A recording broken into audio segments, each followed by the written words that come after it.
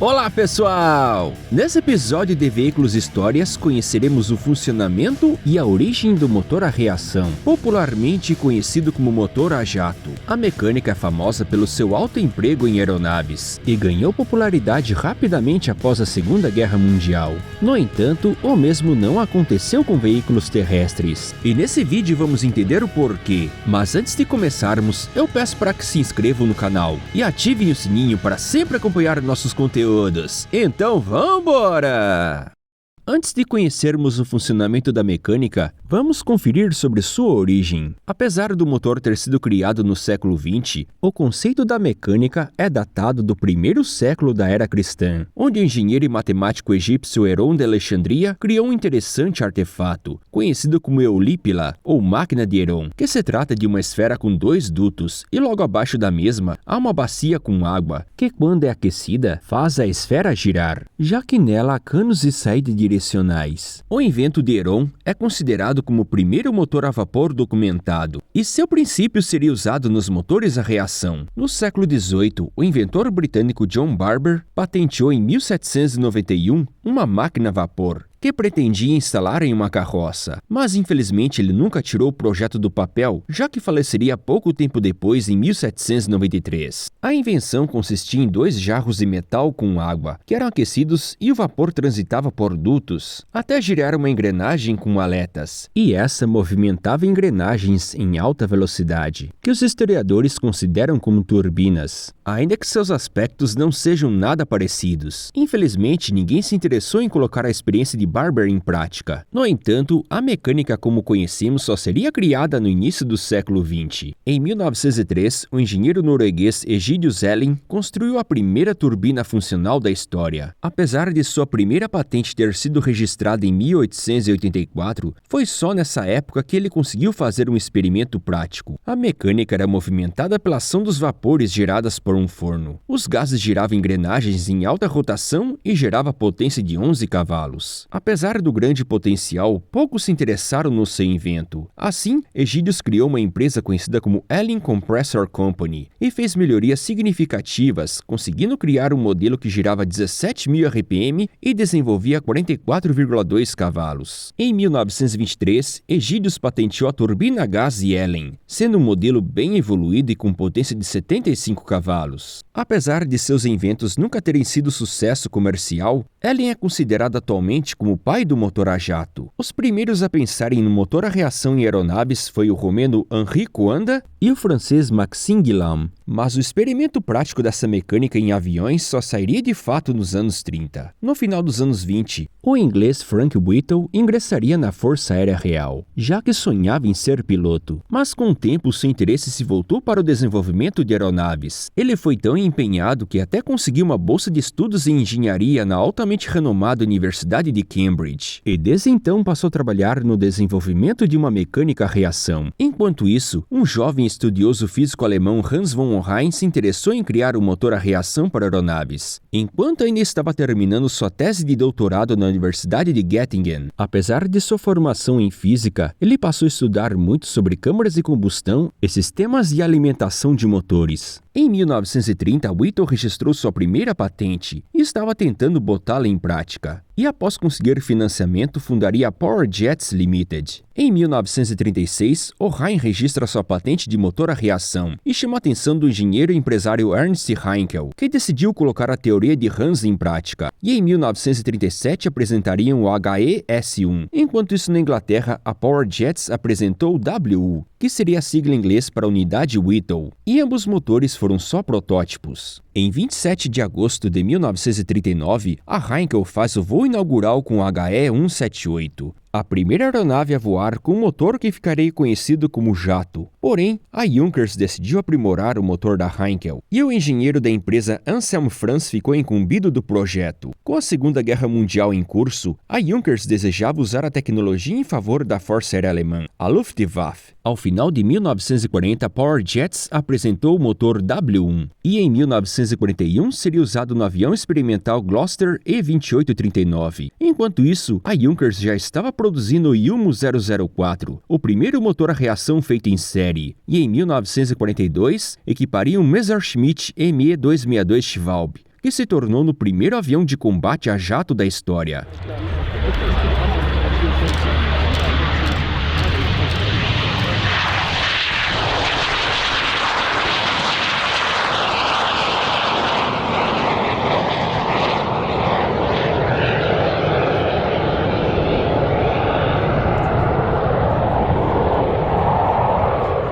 As forças britânicas logo souberam do Chivalby e quiseram usar a tecnologia de Whittle em seu favor. E assim, a Rolls-Royce, que tinha melhor estrutura para desenvolver e fabricar motores, criou em 1943 o RB-37 Derwent, que equiparia o avião Gloster Meteor, um modelo de combate com 2 motores a jato, assim como o modelo alemão. A indústria alemã também empregaria o motor a reação do bombardeiro Arado AR-234 Blitz, que entraria em ação mais ao final do conflito. Outro motor a reação que seria feito em série foi o BMW 109003, que equiparia o Heinkel HE-162 Volksjäger, um avião de combate equipado só com um motor. No entanto, ele só entraria em produção ao final do conflito. E muitos deles nem seriam entregues, já que a Alemanha se renderia pouco tempo depois. Quando a guerra acabou, as fabricantes de aeronaves comprovaram o alto potencial da mecânica e passaram a desenvolver modelos semelhantes. Os motores criados por Whittle e O'Hine tinham o mesmo princípio, porém cada um criou a mecânica à sua maneira. Mas a operação de ambos é muito parecido.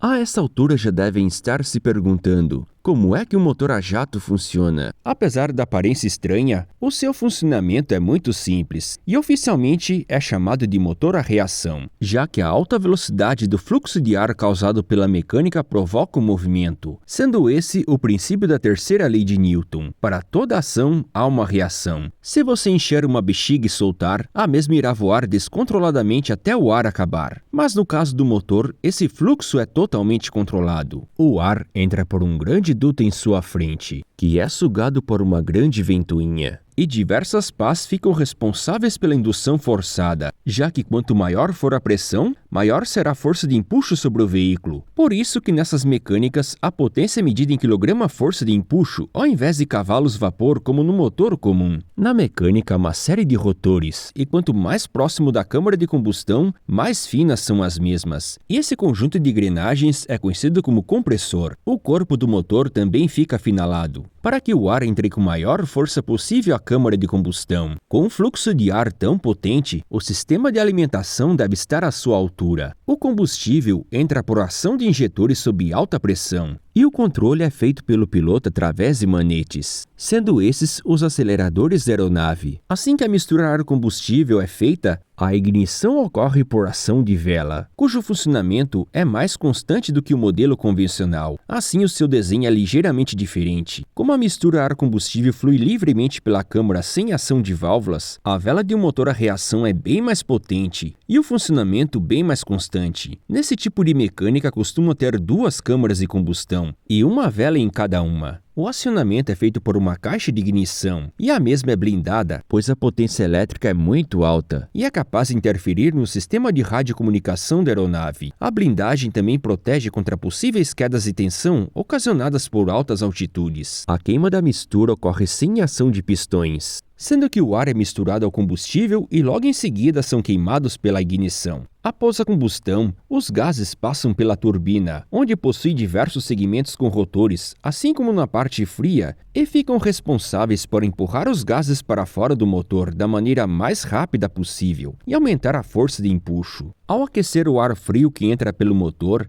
ele irá se expandir criando um jato de alta velocidade ao sair na traseira. Por isso que a mecânica também é chamada de jato, que vem do grego jactus, e significa arremessar algo com força. A turbina é interligada a um compressor, sendo que ambos operam sobre o mesmo eixo. Quanto maior for a rotação da turbina, maior será a velocidade do compressor. Funcionamento que se assemelha a de um turbo. Ao passarem pela turbina, os gases são afinalados pelo bocal, que servem para aumentar a força do jato e melhorar a potência do empuxo. Em alguns motores, existe a tecnologia do afterburner, um sistema de pós-combustão onde há uma extensão no bocal e mais uma linha de injetores e velas, que reaproveitam os gases da primeira queima realizando mais uma combustão. Com o seu emprego, a potência pode aumentar de entre 50% a 90%, porém, como acarreta em um grande consumo, ele costuma ser acionado somente em decolagens ou manobras de emergência, e é facilmente perceptível indescritível seu uso, já que produz uma intensa chama.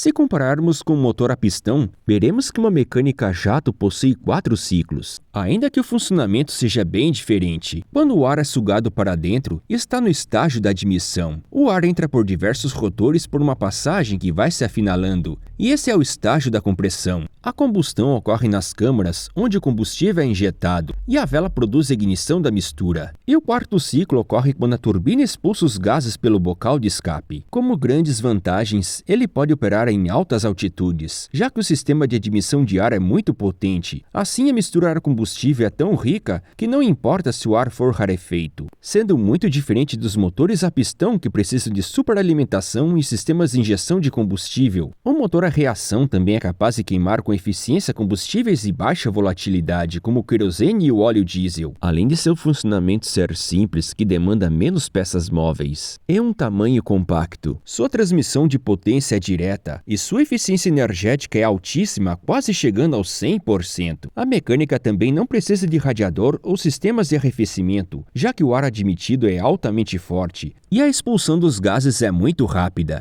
Porém, como o conjunto todo é submetido a pressões e temperaturas muito altas, a tecnologia empregada é muito sofisticada e necessita de materiais e metais nobres, o que deixa a mecânica muito cara. Mas isso não era problema para a aviação, que sempre empregou a mais alta e refinada tecnologia mecânica desde seus primórdios. Os motores a reação provaram ser muito potentes, com funcionamento suave e constante, e logo a indústria da aviação passou a empregá-los cada vez mais, o que fez despencar as vendas dos modelos a pistão. O primeiro avião comercial a ver com motor a jato foi o britânico de Havilland DH-106 Comet, lançado em 1949. Já o primeiro voo com passageiros ocorreu no dia 2 de maio de 1952, pela aviação Boeing, cujo trajeto foi longo, indo de Londres até Joanesburgo, na África do Sul. Logo outras aeronaves foram aparecendo, tanto na aviação civil quanto na militar. E até os anos 60, a aviação já era dominada pelos motores a reação. Após a Segunda Guerra Mundial, tanto Hans von Ohain quanto Frank Whittle foram altamente condecorados, sendo que Whittle foi nomeado Sir em 1948, e ambos passaram a trabalhar nos Estados Unidos, onde passaram a maior parte de suas vidas. Eles acabaram se encontrando e se tornaram amigos, sendo que um admirava e respeitava o trabalho do outro. Sir Frank Whittle faleceria no dia 9 de agosto de 1996, aos 89 anos, enquanto que Hans von Ohain faleceria no dia 13 de março de 1998, aos 85 anos. É claro que uma mecânica compacta, potente e eficaz atrairia a atenção da indústria automotiva, e após a Segunda Guerra Mundial, muitas empresas tentaram empregar a mecânica em veículos terrestres. A fabricante britânica Rover quis entrar no ramo da aviação, já que tinha obtido muito conhecimento ao ajudar a construir aeronaves durante o conflito, mas logo perceberam que ia ser muito caro ingressar nesse setor. No entanto, decidiram usar a tecnologia da propulsão a jato em automóveis e apresentaram em 1950 o Jet One. Apesar do capô longo, o motor do Roadster ficava na traseira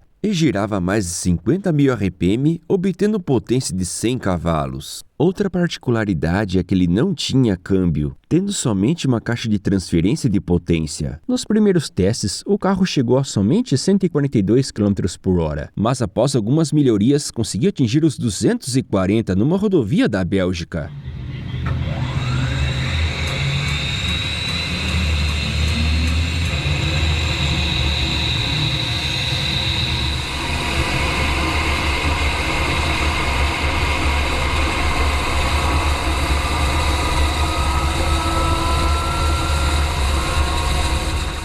Enquanto isso, nos Estados Unidos, a fabricante de caminhões Kenworth fez experiências com motores a jato, sendo um projeto feito pela Boeing, empresa que também tem sua sede na região de Seattle, no estado de Washington. Não há informações sobre qual motor foi usado, sendo mais provável que foi o T-50. O propulsor desenvolvia 175 cavalos e foi instalado no caminhão pesado 521 e pesava somente 90 quilos, o que era muitas vezes mais leve do que um motor diesel convencional. Mas tanto tanto o esportivo inglês quanto o caminhão norte-americano apresentaram os mesmos problemas, como o altíssimo consumo de combustível e pouco torque em baixos regimes. Dessa forma, as duas empresas logo abandonariam seus projetos. Mas isso não significou o fim, já que muitos estavam criando mecânicas semelhantes. E os anos 60 foi a época em que surgiram a maior parte dos projetos equipados com motor a reação, com destaque para a Chrysler, que criou o modelo experimental Turbine, sendo o coupé com design feito pelo renomado estúdio italiano Ghia, e submeteu 50 exemplares para serem usados pelo público, e 5 exemplares ficaram com a corporação para a realização de testes. Entre os anos de 1963 a 1966, os carros rodaram mais de 1.600.000 quilômetros. A sua mecânica era o A831, que tinha 130 cavalos e 58,7 kgf de torque. E as maiores qualidades apontadas pelos motoristas eram o funcionamento suave e possibilidade de usar qualquer combustível, além de ter menos exigências para manutenção. E independente do clima, a sua partida era fácil, mas apontaram como desvantagens o alto nível de ruídos, além da aceleração lenta e alto consumo de combustível. Após o programa, os carros foram recolhidos e a maioria foi destruída, restando poucos exemplares que estão quase todos em museus. Nas competições, os motores também foram usados, com destaque ao britânico Rover BRM, que foi guiado por pilotos de renome como Rich Ginter, Graham Hill e Sir Jack Stewart, e ao modelo norte-americano Howmet TX, que conseguiram resultados expressivos em corridas importantes como as 24 horas de Le Mans. Mas o modelo que conseguiu maior destaque foi o desenvolvido pela equipe de Fórmula 1 de Granatelli, e ficaria conhecida como STP Paxton Turbo Car, que vinha com o motor Pratt & Whitney ST6B62 posicionado na lateral do carro. Nos treinos classificatórios da Indy 500 de 1967, o piloto norte-americano Parnelli Jones conquistou o 6º lugar. Mas logo depois da largada, Jones pulou para a liderança e a manteve com muita facilidade. Mas infelizmente, a 3 voltas para o final, o carro teve problemas do câmbio e teve de abandonar a prova. Logo, a equipe Granatelli encomendaria para a Lotus um exemplar para usar o motor a reação, e surge o modelo 56, que além da exótica mecânica também tinha tração nas 4 rodas. No entanto, a organização da prova logo baniu a mecânica, e assim a fabricante britânica faria uma experiência com o modelo 56 na Fórmula 1. No entanto, o desempenho foi muito fraco, cujo melhor resultado foi um 8º lugar no GP da Itália de 1971, que foi guiado pelo piloto brasileiro Emerson Fittipaldi. E logo foi notado que a propulsão a reação se dá bem em acelerações longas e constantes, não se comportando bem em pistas cheias e curvas, onde há acelerações e desacelerações o tempo todo. Isso explica o porquê do bom desempenho em Indianápolis, cuja pista é extremamente veloz e tem somente 4 curvas, sendo todas de alta velocidade. No dia a dia, a falta de força em baixos regimes é um incômodo, já que a maior parte do público guia automóveis em trânsito urbano. O outro problema era o altíssimo consumo de combustível, sendo que nenhuma empresa conseguiu arrumar uma solução satisfatória. Com as crises do petróleo nos anos 70, a indústria automotiva perdeu interesse na mecânica. Outro fator inviabilizante é o alto custo de produção, já que se trata de um projeto altamente refinado, com emprego de componentes nobres. Dessa forma,